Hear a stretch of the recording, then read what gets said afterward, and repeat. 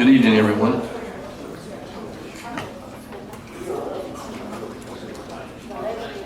We will call the regular meeting of the City Council of the City of East Ridge, July 11th, 2019 to order. I'd like to invite Daniel Beard from Action Church forward, if he would lead us in our invocation and our pledge. Please stand. Gracious God, we come to you right now and we invite you into this meeting. We thank you for all the citizens that's here that showed up this evening that looks at East Ridge and wants to see East Ridge better. God, we thank you for this council and this mayor that has certainly been a part of moving us forward. God, we just ask that your favor continue to be in the room, God. May your blessing be upon the agenda tonight, God. May decisions be made with wisdom and guidance that you would give us. God, we just ask of these things, and you know that which we do not ask. So I pray that as well. In your name we pray tonight. Amen.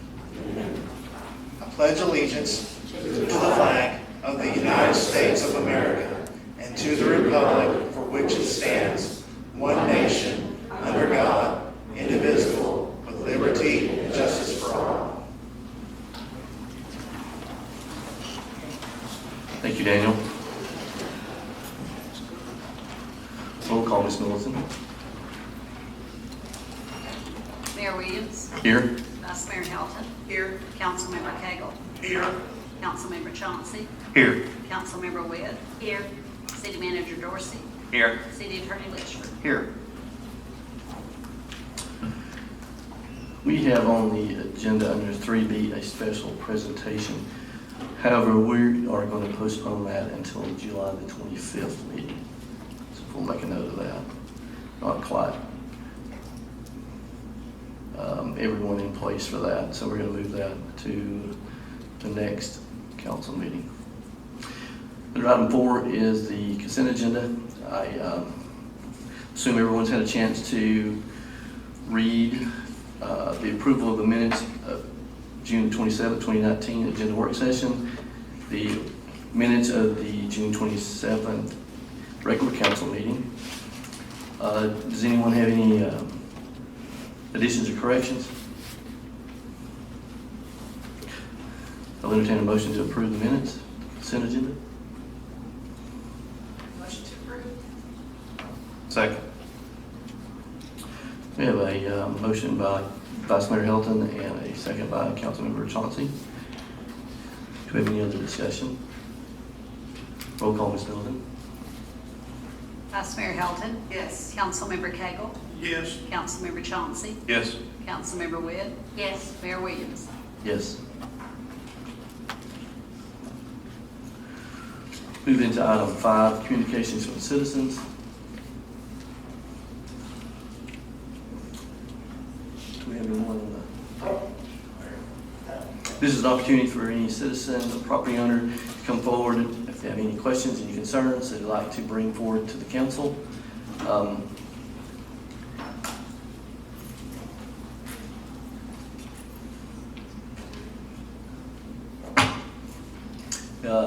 Are y'all the ones that signed in? Yes, sir. Okay, perfect. If you will, for the record, if you'll give us your name and your address.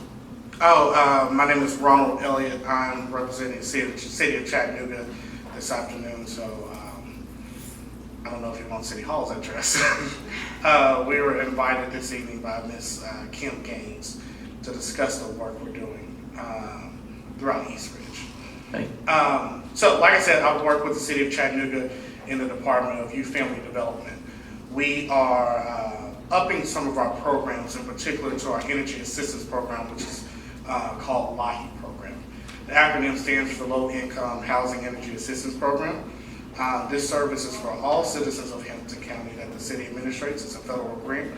And we wanted to come here this afternoon to let you guys know some of the work we're going to be doing throughout East Ridge as well. We have numerous sites throughout the entire county with outreach specialists that are working in and out of communities to really meet people where they are and find those individuals who really need that little bit of help, especially when it comes to energy assistance. Here in East Ridge, we're located at Jones Memorial Church, which I believe is right across the street from you all.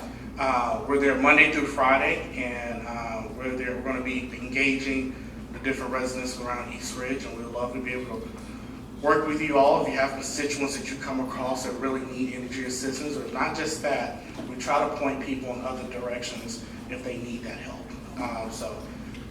We have some material here, if you don't mind, we'd love to pass out to you so you can get a little bit of understanding of what we do. This program is not new. It's been around for several years, but this year the city of Chattanooga was able to expand that and include an outreach team. We have currently 15 outreach specialists that, like I said, work throughout the city, all the way from East Ridge to Salty Daisy to Collegedale, Lookout Valley, and everywhere in between. So we're really trying to reach people, and if you guys have any questions, I'll be happy to hear them if this is the appropriate time for it. But like I said, we want to be able to discuss a little bit what we're doing out here in East Ridge. Thank you for coming. I'll let council, do you have any questions, council? What all will the citizens need to bring when they come to? That's a great question. So there is a list of requirements when citizens come in for help. I want to say this, anyone can apply. There's no stipulations for it. Anyone can apply. So they'll need the driver's license of the applicant.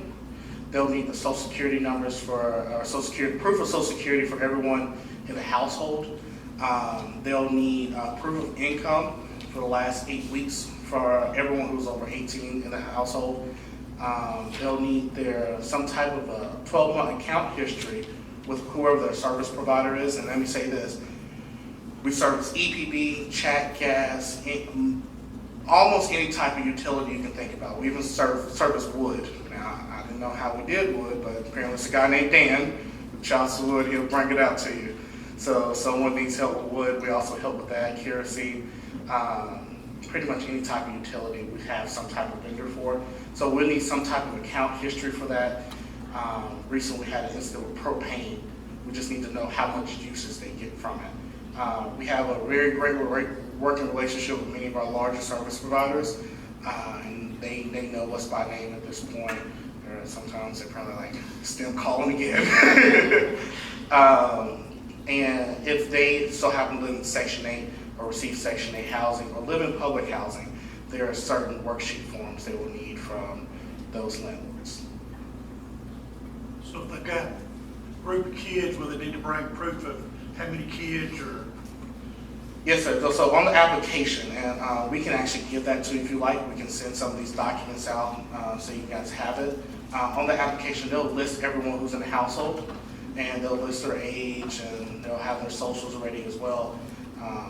And they take that into account. It's a system through the state. The state administers this program, so we have a system that goes through called THO, and it accounts for everything. If someone has a disability, if someone's over age, based on their income. They also account for veteran status as well. So we try to take everything into account when the system decides how much money someone can receive if they're eligible.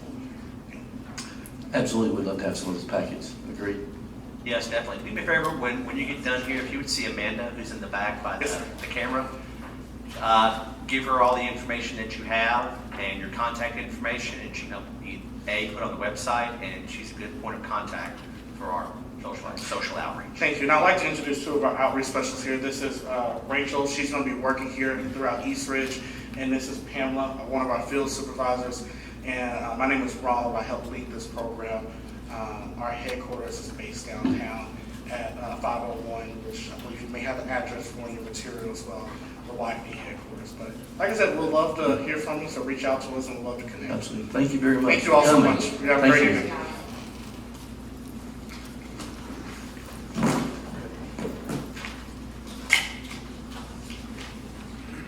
Thank you again. Do we have anyone else that would like to come forward?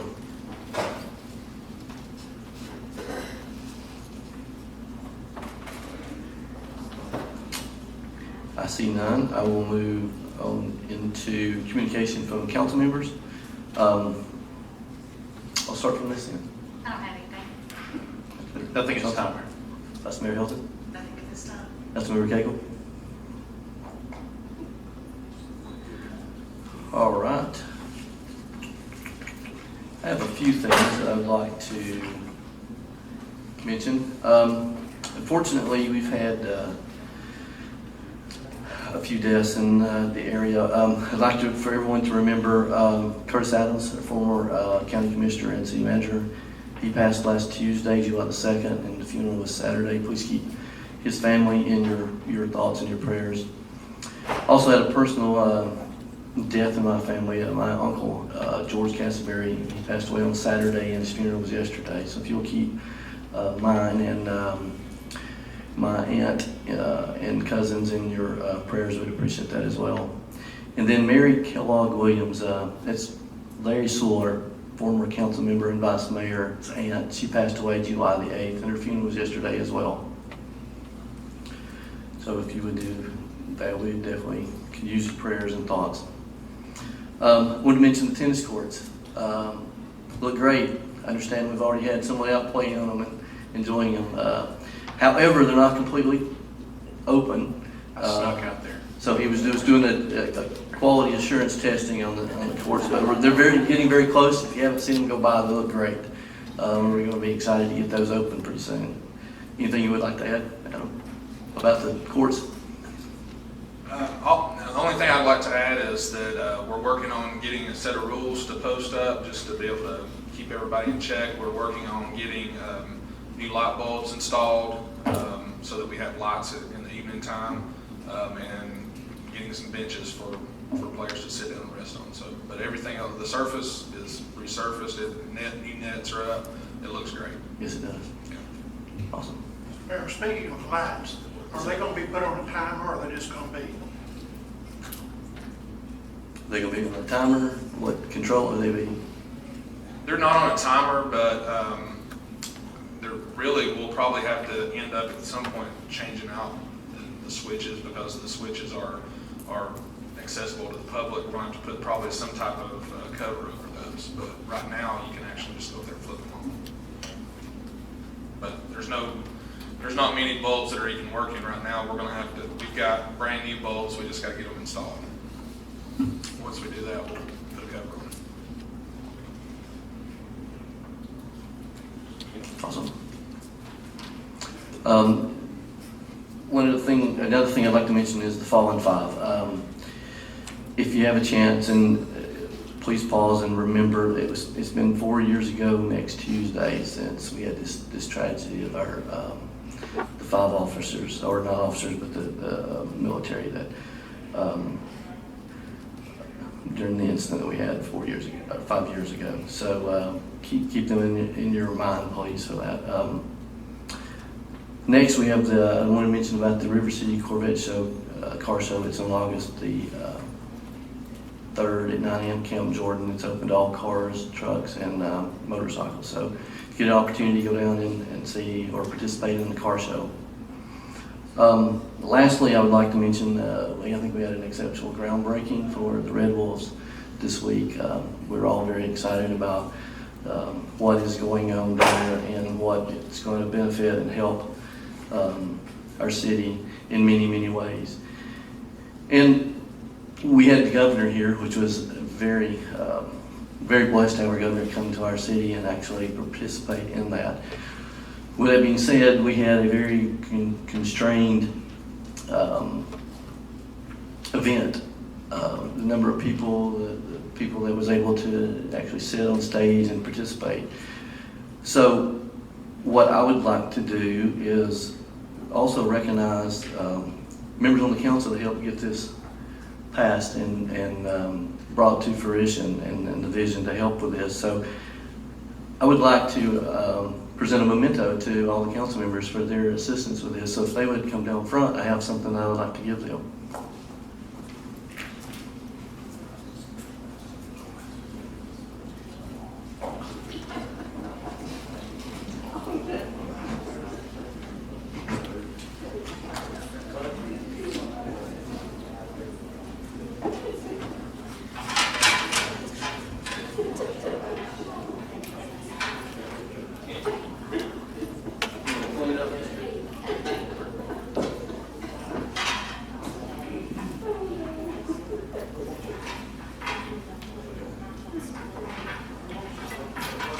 So we have groundbreaking, we actually got the council reports, we got Michaela, you standing while I had to leave, and we missed you, and we missed you on the actual groundbreaking, but I wanted to present each one of you with one of the shovels that was used during the Tell me, I got questions, I don't have to work with it. Well,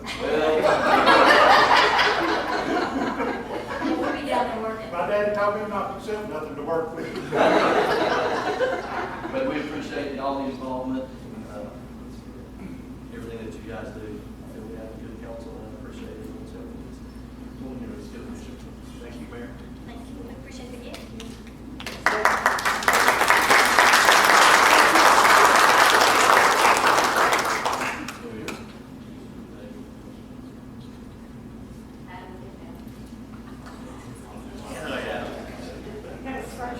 Hold on, let me get my glasses on. Spreadsheet a little bit more. Close. Spreadsheet a little bit more. Oh.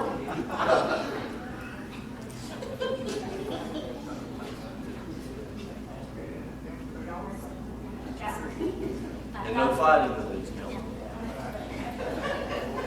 Thank you.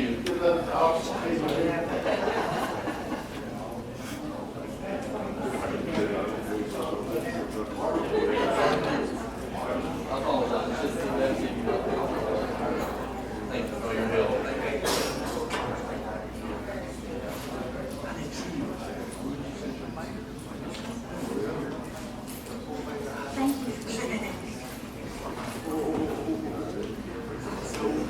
Yeah, I know, out of sight, out of mind. Thank you again, council. That's all that I have. Thank you, Mayor. Just a couple things. I was fortunate to go to a couple weeks ago to the Transportation Planning Organization meeting downtown, and I had Mayor Williams go down with me. I think it was your first one to go to, correct? It was. Down there. That's where we learned about the projects, transportation projects that are vital to the Hamilton County and North Georgia area. And it was a very informative meeting, and they do it, I believe, every quarter. So hopefully we'll be able to, get more involved with that and know what sort of regional projects that we might be qualified for. Amanda has been going for us and doing a great job. We appreciate that. She's still on doing the technical committee stuff. But it's a good way for us to be able to utilize federal and state money to help us with some of the projects that we have going on East Ridge. So I thought that was very good. And you stole my other thunder about the Red Wolves groundbreaking. I thought that was a very good presentation that we had out there with the governor. It was a pleasure to meet him. I want to thank the city crews that helped get the area prepped and looking nice for the city street we used out there to get it ready for the ceremony. I thought that did a great job, and I appreciate everything they did as well. And Absolutely. Amanda, if you could just real quick and talk about the volunteer forms that we now have and what our program is for that, real quick, please. City Manager, Mayor, and Council, we had to do a little bit of updating to our volunteer application process. Just basically updated the application itself and made sure that we had all the required paperwork that we need for background checks.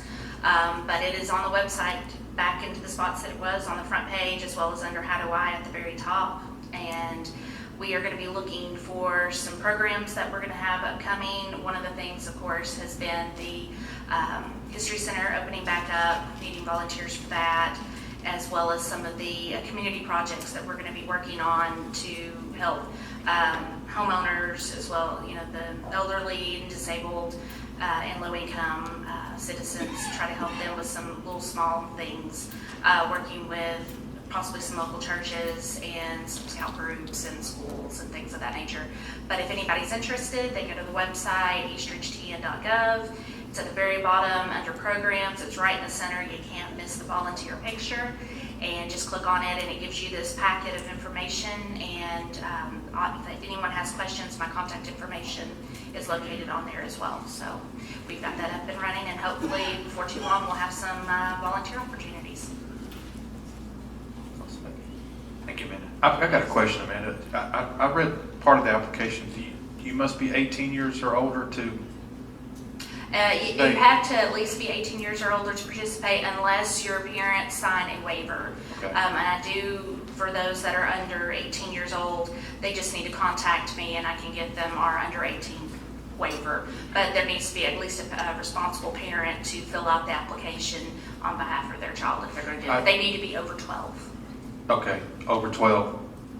And my daughter, she has to, for her school, she has to get so many hours of community service or volunteer hours. And that would be a good opportunity for, some of the schools to reach out to some of the schools who have students. Because a lot of times they don't really know where to go to get the volunteer hours, except for the community kitchen or the places like that. So that'd be a good. River Rescue, that is a wonderful opportunity. You do not have to fill out an application for that. It's the first Saturday in October. That'll be coming up before you know it. Hopefully we won't be carried off by mosquitoes this year. But we usually have the East Ridge High School ROTC, and we have some Cub Scouts and Girl Scouts that help with that. So that's another opportunity that we can have that if she can do that, depending on, how old is your daughter? 14. Oh, then as long as Dad gives permission, she don't have a problem.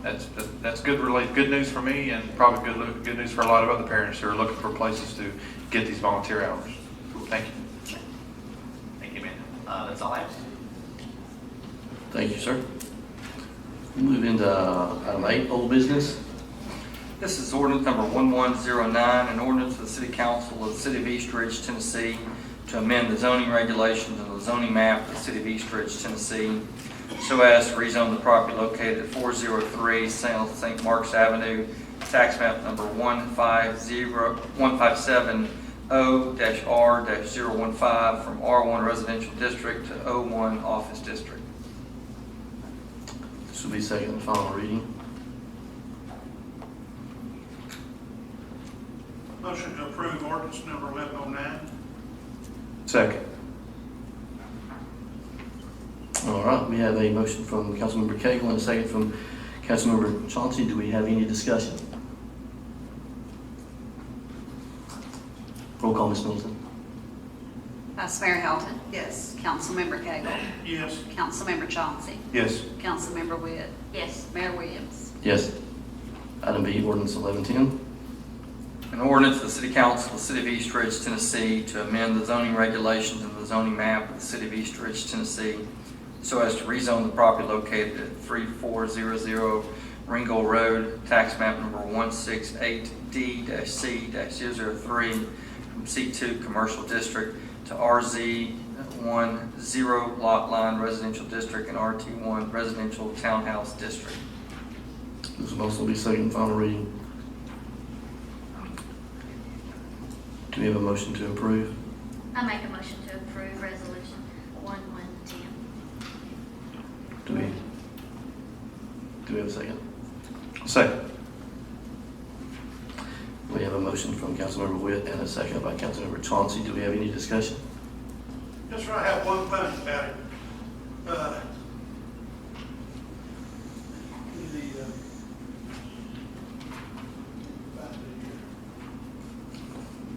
Drawing, it's got the, showing the joint access easement. It's showing all the townhouses and apartments in the back, all coming out into Ringo Road, coming through the commercial part of it up there, coming into Ringo Road. And which that is down below Blackhawk, where at the last council meeting, I kind of made a suggestion that we might need to consider a red light. But by looking at these drawings, and I asked Mr. Custer about them, and these are not actual final drawings, but if these exits and enter right here, could we request that they put no left turn on Ringo Road, and everything coming out of there be turning right down to Germantown to go out, instead of being able to turn across Ringo Road right there at that highly congested area?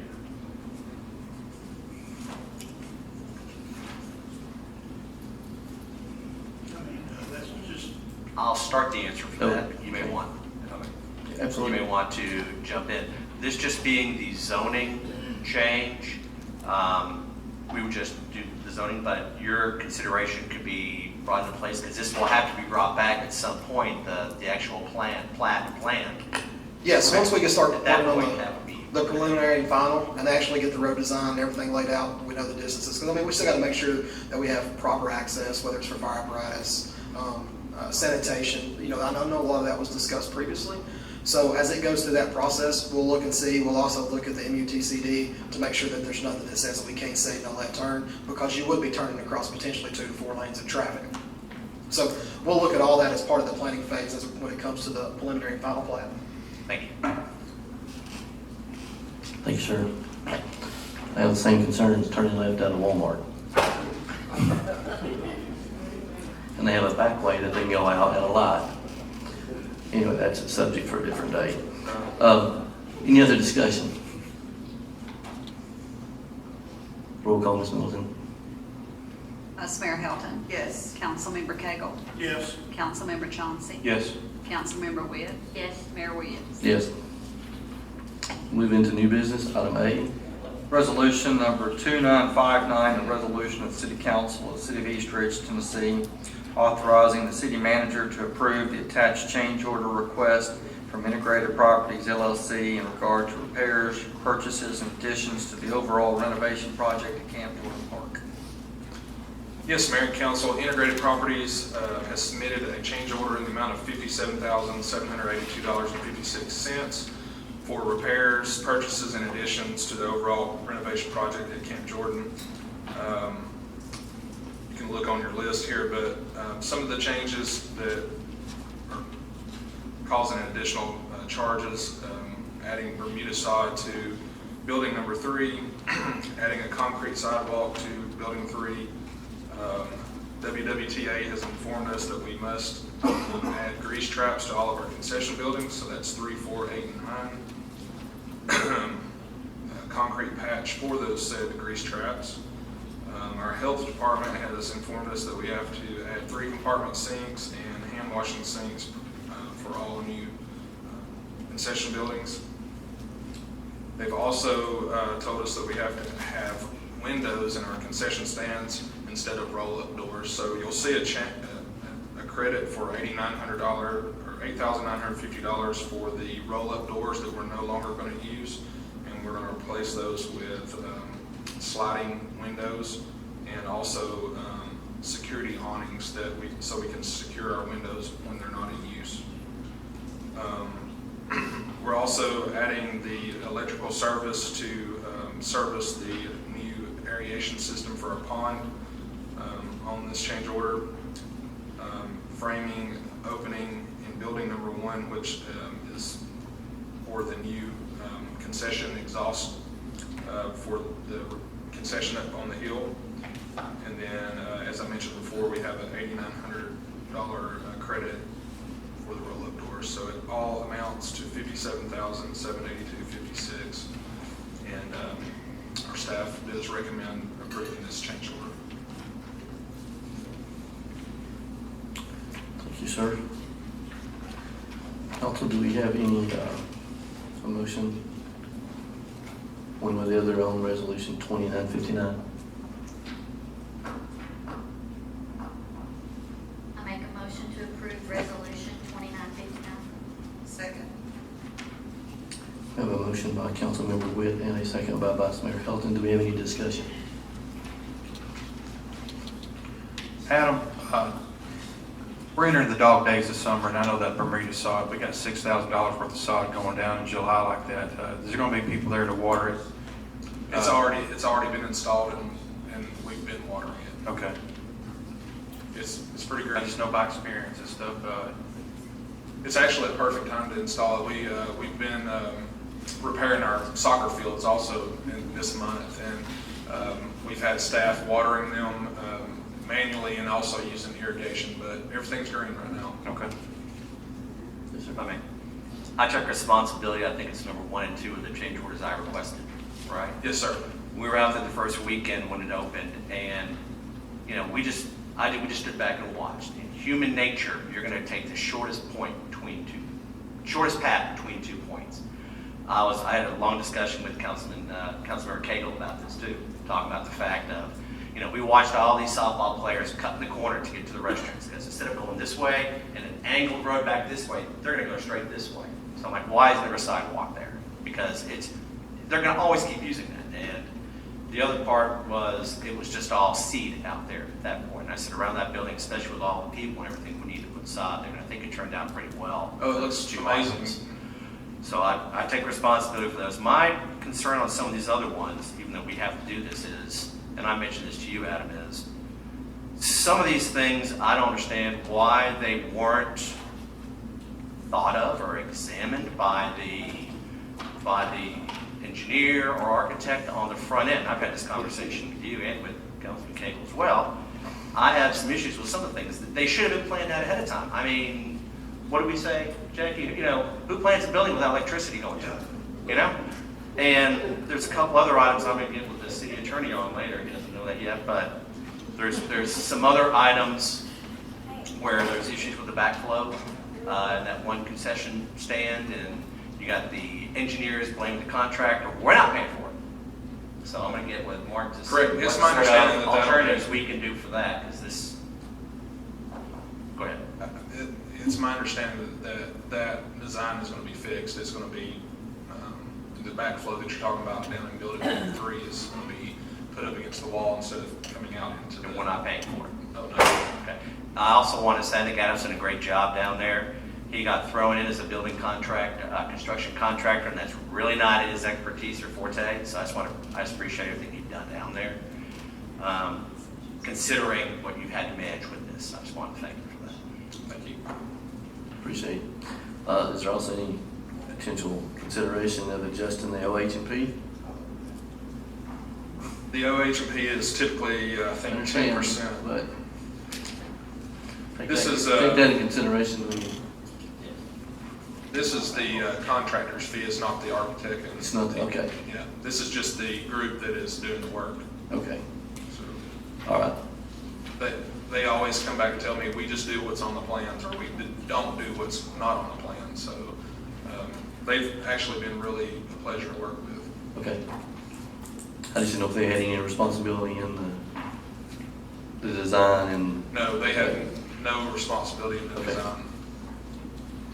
Any other questions?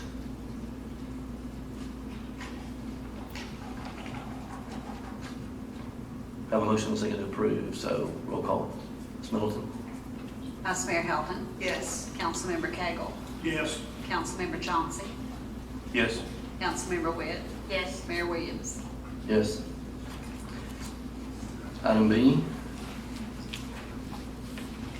Resolution number 2960, a resolution of the City Council of the City of East Ridge, Tennessee, authorizing the city manager or his designee to purchase 100 garbage cans and 100 recycle cans from Toter LLC through the Sourcewell Cooperative Purchasing Program, formerly NJPA.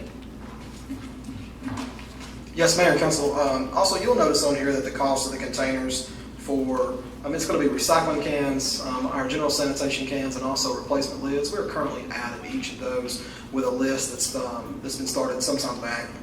And now that the budget year has passed, it's time to go ahead and create that order again.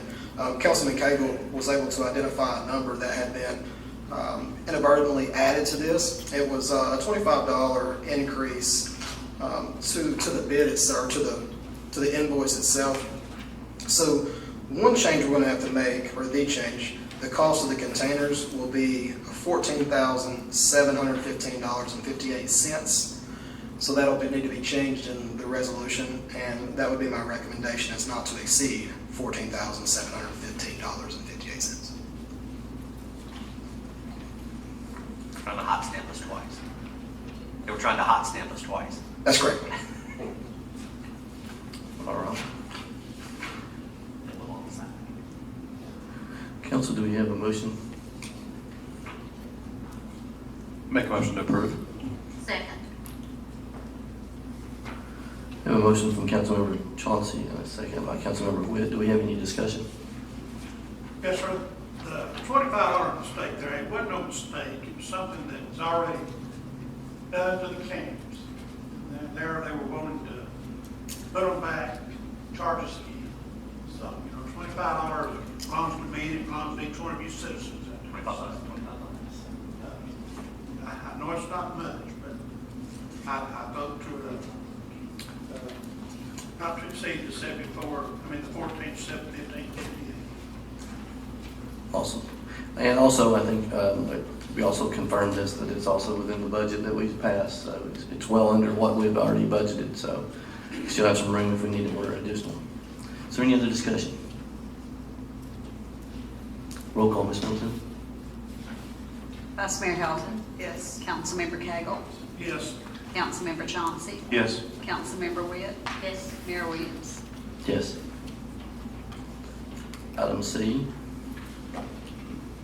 Resolution number 2961, a resolution of the City Council of the City of East Ridge, Tennessee, authorizing the City of East Ridge to apply for and accept the TML Risk Management Pool Safety Partners Matching Grant Program.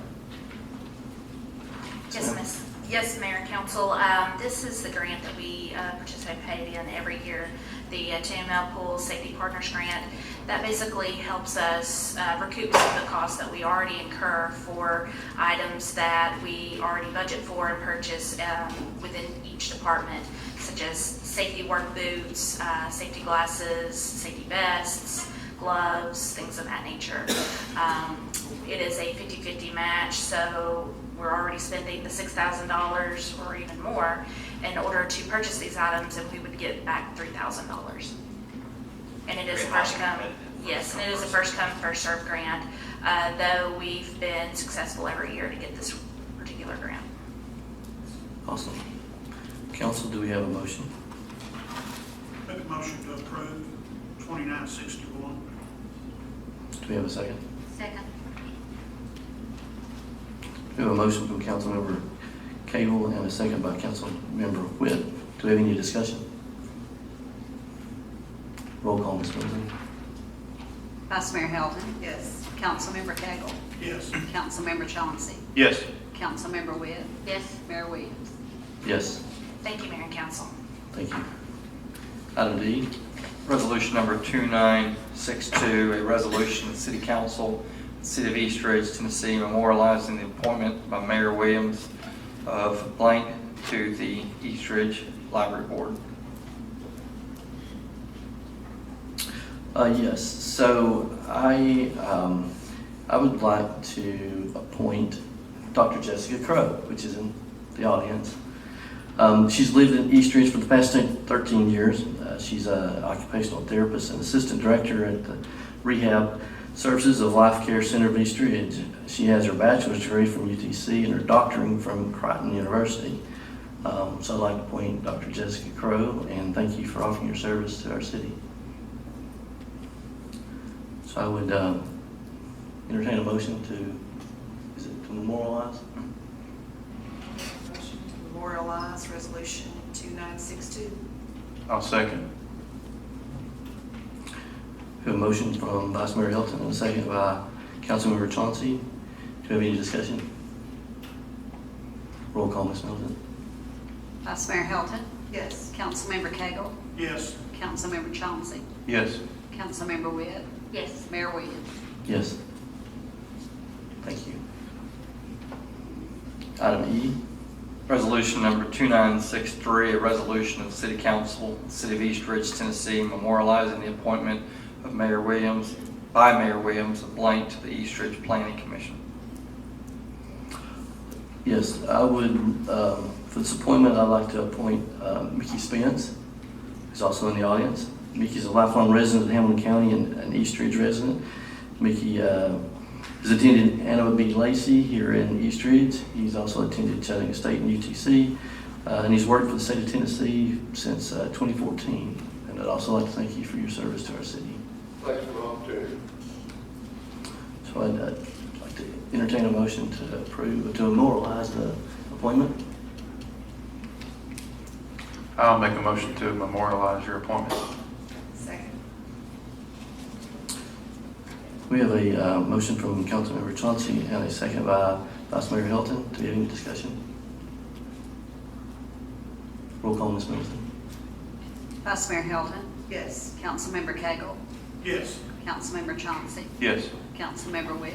Yes. Mayor Williams. Yes. Thank you, sir. Thank you. Next is item F.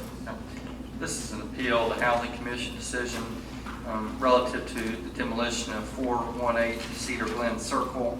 Property owner is Robbie Fay Hulling. This is case appeal number 2019-02 before this house, before the city council. Is there any representative here for property of 418 Cedar Glen Circle?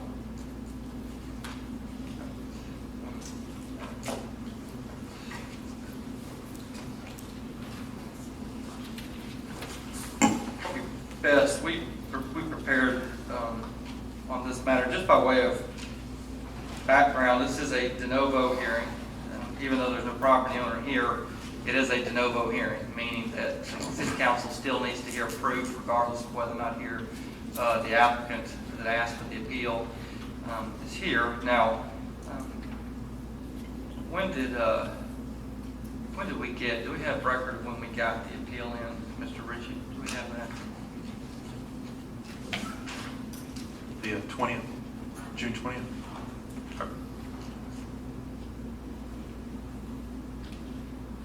Yeah, so that came in June 21st. June 21st, and the decision was rendered on what, June? Going backwards over here. June 10th. All right, so June 10th.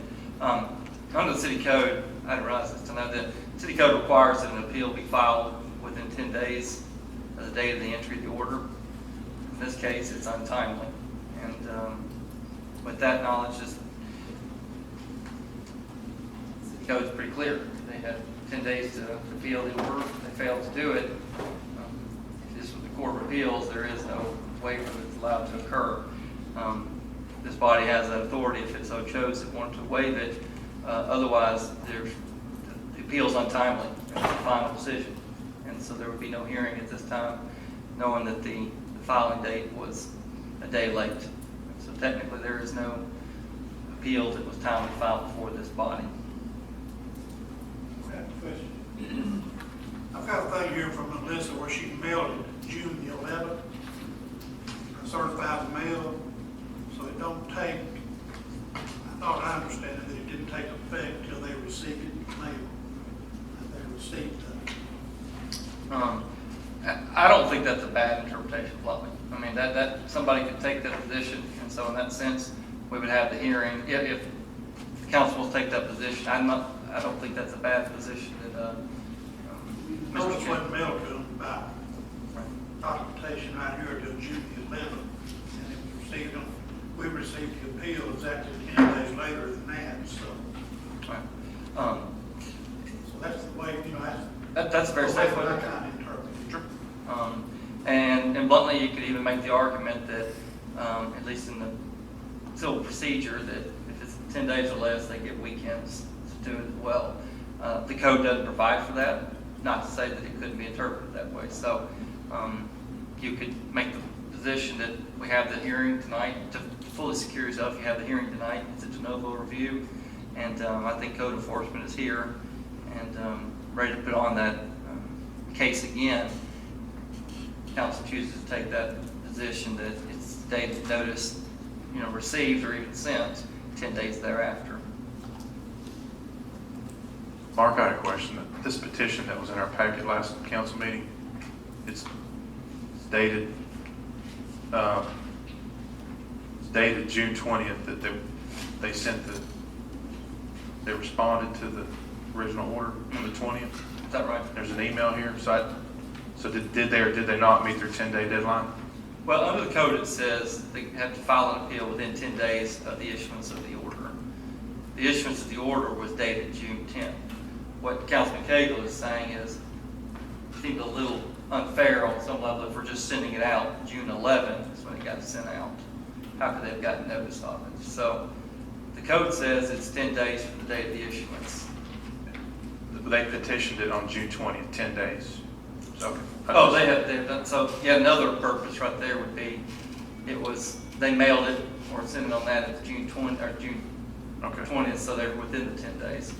So they got within the 10 days, so they're not actually forfeiting their I think the safest way, knowing the information that I've got, I would say the safest way, have the hearing, even if there's not a party. I just want to be clear. I would agree. Yeah.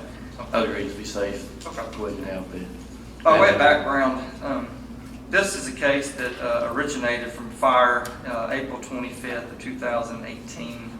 It was a fire that was generated from, I believe, an appliance in the kitchen. Is that correct? That's correct. Okay. And for the record, we've got Code Inspector Charlie Ritchie and Chief Building Official Mike Howell here today for the city.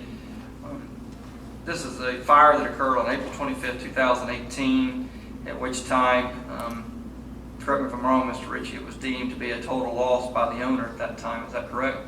Yes. Mr. Hewling did say that on April 5th. Okay. And Mr. Hewling, again, is the owner of the property. ServPro was hired, as I understand it, and correct me, Mr. Ritchie, if I'm wrong, but they hired by the insurance company to come in and basically gut all of the damage that was rendered to the residents. To my knowledge, Mr. Hewling is the one who hired them from insurance money. Right. Property was then, by EPB records, utilities were shut off and have remained shut off and disconnected from the property even as of today. On January 30th of this year, and I'll pass out, Code Enforcement sent out a January notice, and I'll pass out a copy of this body.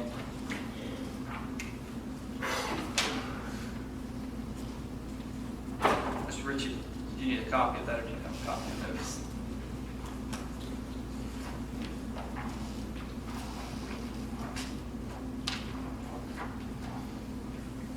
The notice went out on January 30th. At that time, pictures were attached. The basis of this was that the city had become aware that the property at 418 Cedar Glen had sustained significant damage and that there were complaints being rendered.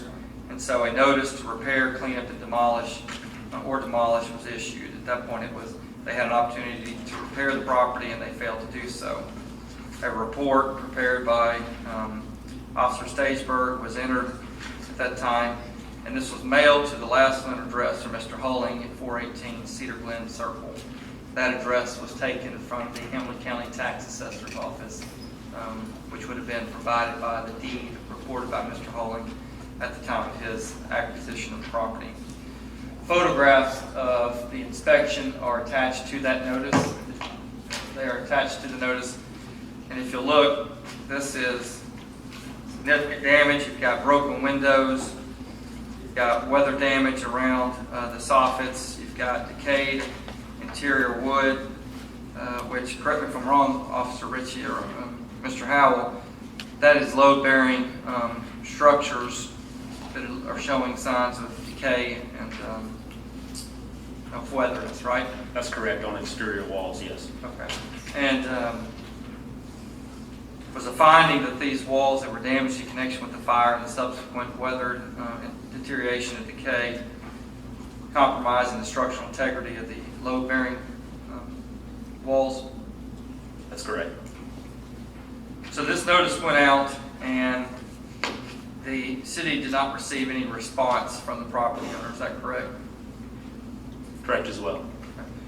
So, members of the council, the matter was placed on the Housing Commission on April 25th.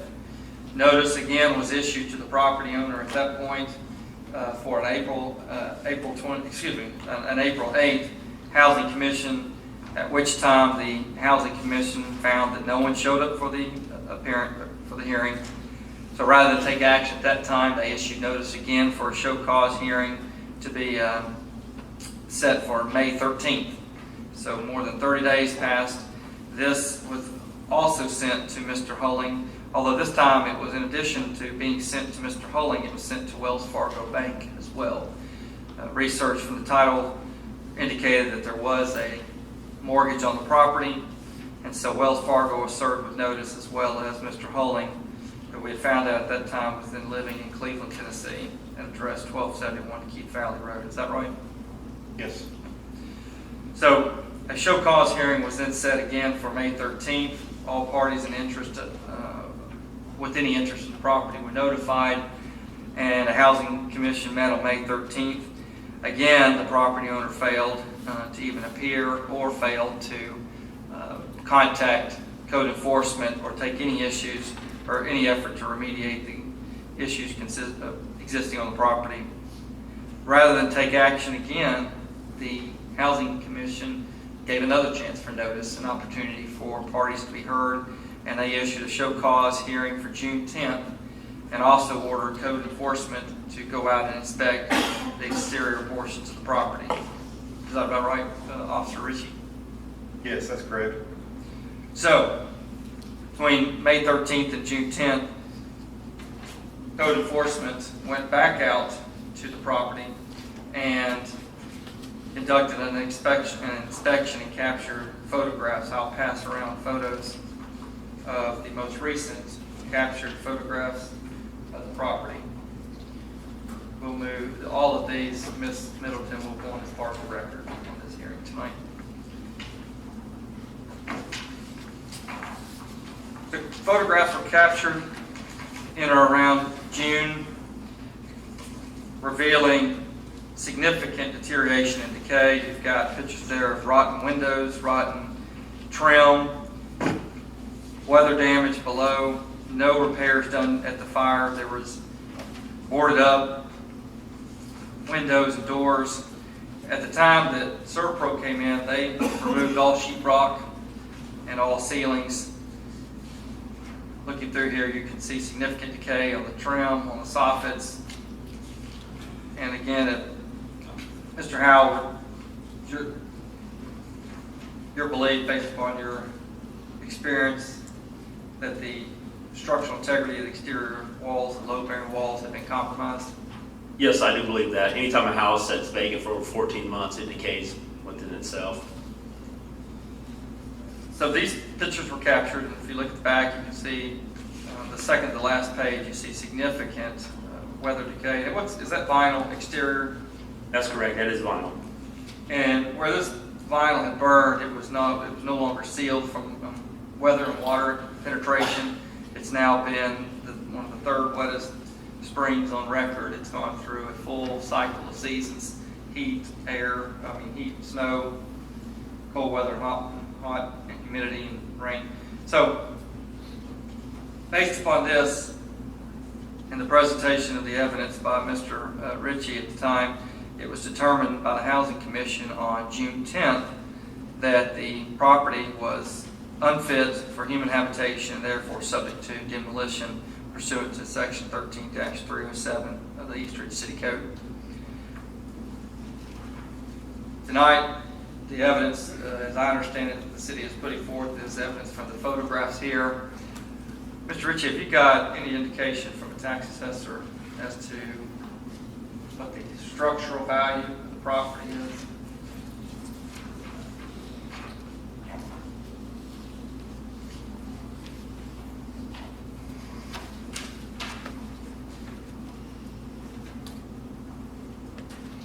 So the building value is $142,400. Servpro's entry, somewhere in the neighborhood of about $30,000 of remediation, which for purposes of taking into substantial improvement, you have to take that into consideration as part of the improvement. Is that correct? That's correct. So under the city code, as well as under FEMA regulations, if a property is to be repaired is greater, 50% or greater, then under the city code, it must be demolished. Under FEMA, repairs, if they're going to be performed, must raise the property. It's in a 100-year flood. And so they would have to raise the property 1 foot above flood. Is that right, Mr. Ritchie? That's correct. Right. So here, just based upon just the repairs alone from Servpro, which already is somewhere in the neighborhood of 30,000, plus the admission by Mr. Hulling that it was a complete loss as a result of the fire, then have you all done an assessment of what additional, would all load-bearing walls from the exterior have to be repaired and replaced? Yes, they would. Okay. That's correct. And as well as new sheetrock put in throughout the house and ceilings? That's also correct. That includes new electrical and plumbing as well. The position of the code enforcement that the cost to repair would exceed the 50% value of the building? Yes. So based upon that, that's, as a de novo hearing, that would be the evidence that the code enforcement is putting in front of this body.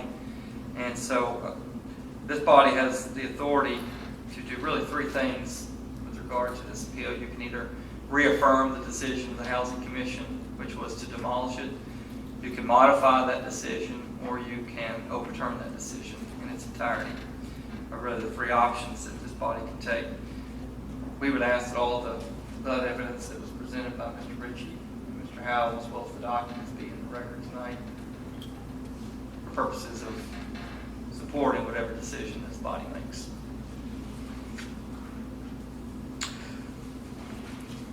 Council, you may have some questions. I know that I do. I know, so we're saying that this property has been vacant and in this situation and status for over 14 months. That's correct.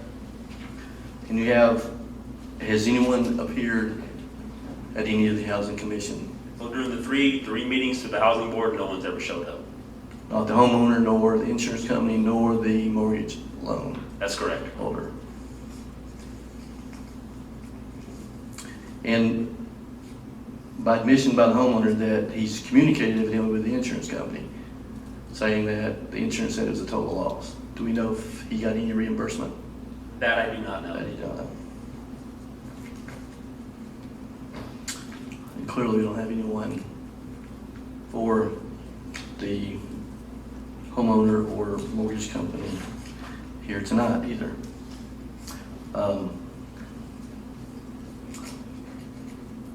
I usually don't do this, but I'm going to make a motion to reaffirm the order from the Housing Commission for the demolition of this home.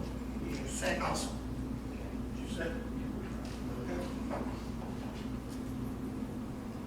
Okay, so we have a motion from Mayor Williams and a second from Councilmember or Vice Mayor Hilton. Okay, Vice Mayor Hilton.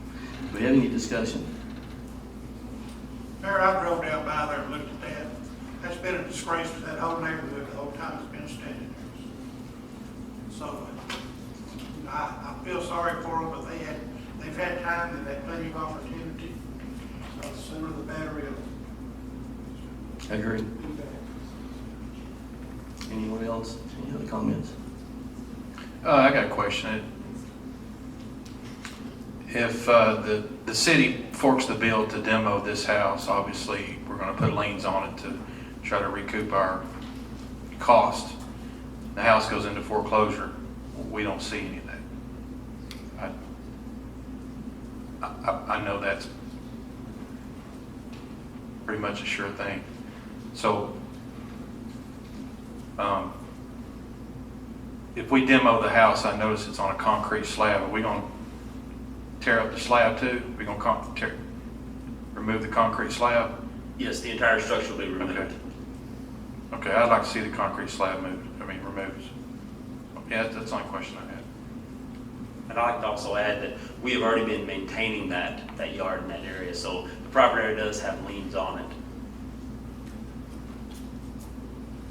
It's sad that we put liens on it, but if and when the house goes into foreclosure, I hope it don't, that we may be able to recoup those costs, but we do what we have to do. If the house is sold in foreclosure, then we can recoup ours.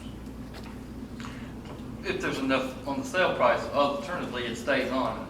A city lien does not get removed because it's a private foreclosure, it's a mortgage foreclosure. So the city lien would still exist, but the advisor would have to pay that off, or if it goes into a tax foreclosure. In fact, we've started over the last about a year filing for reimbursement for liens, and now are able to have penalties, interest, and attorney fees assessed against those as well. And we've collected this year alone, how much? 15,000? Probably 15,000, I'd say, this year alone. Mark, so you're saying if the house goes into foreclosure, the municipal liens do not get wiped out? Right, the municipal liens don't get wiped out. It's a private foreclosure. If it gets sold back to the bank, if it gets sold back to Wells Fargo, the municipal liens do not get wiped out. Well, then we'll notify them that these liens are still good and valid, and that they need to clear the title, they'll have to pay that. So one other question that City Manager Dorsey brought up. We got certification of the order to demolish, but they also got notification of this meeting tonight. Yes, that's probably a good idea. Let's put that. But that make sure that's in the record. Yeah, let's do that. I've got that as well. We've got the green cards here. These were signed by Wells Fargo, and this would have been dated May 19th and May 6th. And I'll pass these over to Ms. Middleton, and we'll make those with the green cards. And the other notices were sent to the address. They were marked unclaimed for Mr. Hulling, but being marked unclaimed, the responsibility of the city is to send to the last known address. Under the tax card, that's 418 Cedar Glen. We did that as well. We know that he is living at, what's the address in Cleveland? I've got it, but there's a Cleveland address we know he lives at. We send it to that as well.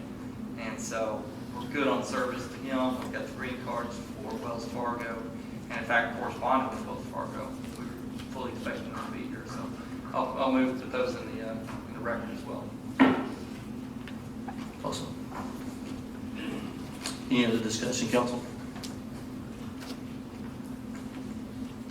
Roll call, Ms. Middleton. Vice Mayor Helton, Yes. Councilmember Cagle, Yes. Councilmember Chauncey, Yes.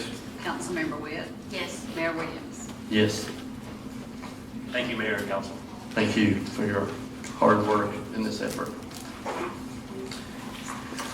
That is all that we have, so I will adjourn this meeting. Thank you all for attending tonight.